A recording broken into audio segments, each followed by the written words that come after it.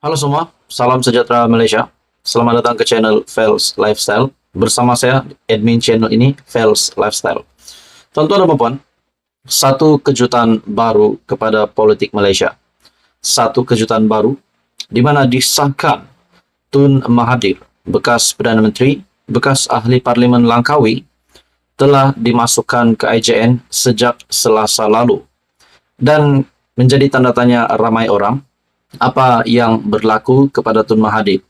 Akhirnya banyak spekulasi yang tersebar di media sosial. Ada yang kata Mahathir kritikal, ada yang kata mungkin Mahathir tidak lama lagi akan pergi. Tetapi saudara-saudara, kita tidak mendoakan perkara begitu. Kita mendoakan kesehatan Tun Mahathir. Akhirnya dalam satu laporan yang mengesahkan, di mana saya ada lihat video sebentar tadi dari Daily Motion yang menunjukkan keadaan terkini di IJN pada jam 10 pagi, Tun Mahathir belum keluar dari IJN. Nah, dalam satu artikel dari BH Online, Tun Mahathir di IJN hanya pemeriksaan biasa. Bekas Perdana Menteri Tun Dr. Mahathir Mohamad dimasukkan ke Institut Jantung Negara IJN sejak Selasa lalu dipercayai akibat jangkitan.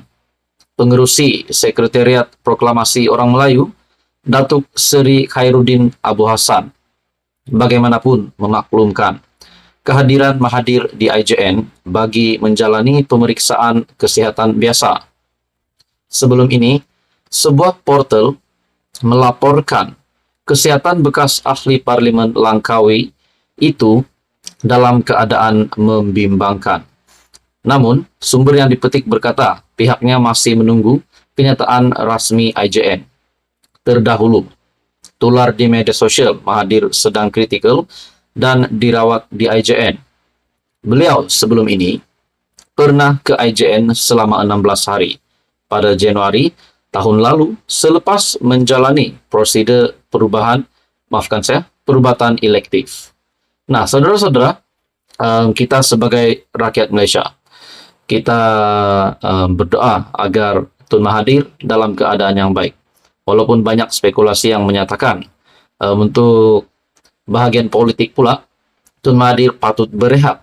Tun Mahathir jangan lagi memaksa diri untuk masih berada aktif dalam kancah politik Malaysia yang semakin hangat hari demi hari. Pada akhirnya, saudara-saudara, ini keputusan terkini disahkan dari BH Online.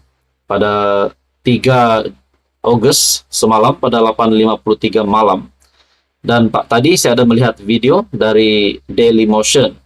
Keadaan terkini Tun Mahathir.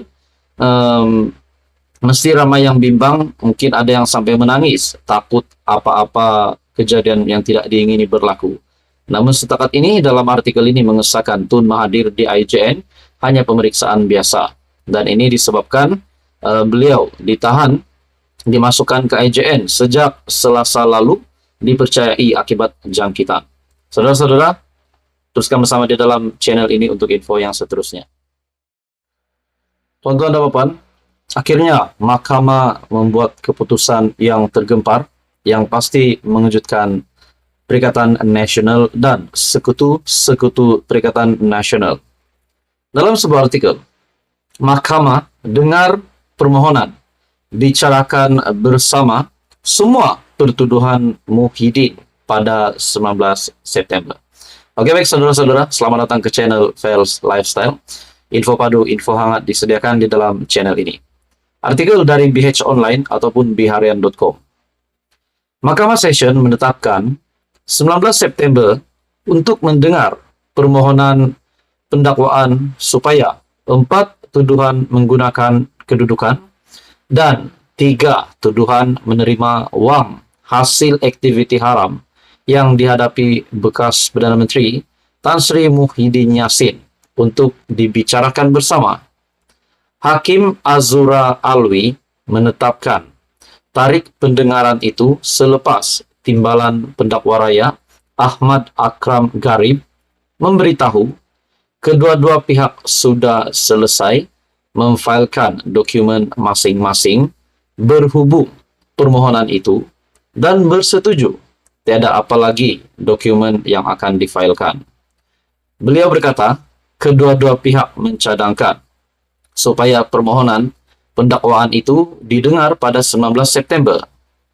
Katanya, pendakwaan juga menyerahkan beberapa jilid dokumen lagi berkaitan kes kepada pasukan pembelaan hari ini. Oleh kerana tertuduh tidak hadir, dikecualikan kehadiran hari ini dan mengikut undang-undang, ia mesti diserahkan kepadanya. Kedua-dua pihak bersetuju ia diserahkan kepada pembelaan. Kami memohon supaya serahan dokumen ini direkodkan, katanya. Azura kemudian mengarahkan kedua-dua pihak memfailkan hujahan bertulis pada 8 September dan sekiranya ada jawapan bertulis difailkan pada 15 September.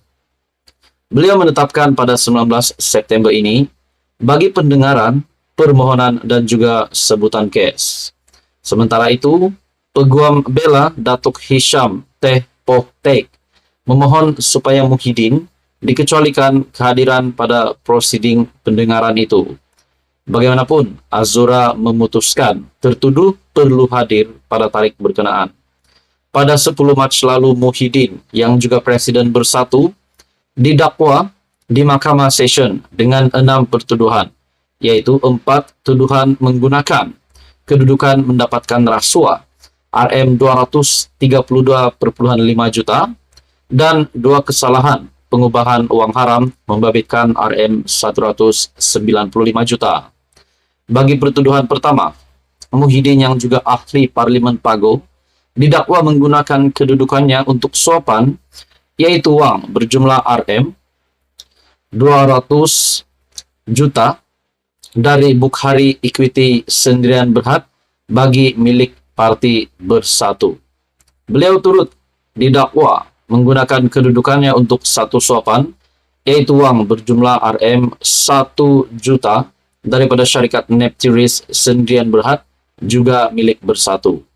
Bagi pertuduhan ketiga, beliau didakwa menggunakan kedudukannya untuk satu suapan, yaitu wang berjumlah RM19 juta 500.000 daripada syarikat Mamfor Sendirian Berhad bagi milik partinya.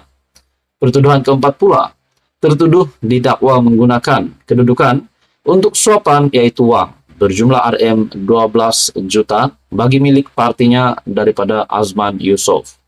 Semua kesalahan itu dilakukan di Pejabat Perdana Menteri, Blok Utama, Bangunan Perdana Putra, Pusat Pentadbiran Kerajaan Persekutuan, di wilayah Persekutuan Putrajaya antara 1 Mac 2020 hingga 20 Ogos 2021. Saudara-saudara, kalau Muhyiddin Yassin dapat dibuktikan bersalah, apakah yang bakal berlaku kepada Parti Bersatu dan juga Perikatan Nasional? Lebih-lebih lagi, PRN akan diadakan pada bulan Ogos ini. Jadi saudara-saudara, apa komen Anda? Teruskan bersama di dalam channel ini untuk info yang seterusnya. Mohon bantu channel ini dengan menekan butang like, share, dan subscribe. Halo semua, salam sejahtera Malaysia. Tuan-tuan dan puan-puan.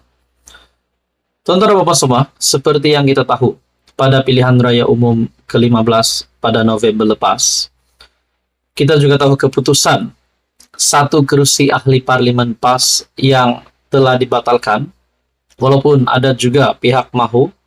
Keputusan ahli parlimen Marang, yaitu yang dimenangi oleh Hadi Awang, juga dibatalkan. Namun juga akhirnya keputusan itu dikekalkan, di mana Hadi Awang masih kekal sebagai ahli parlimen.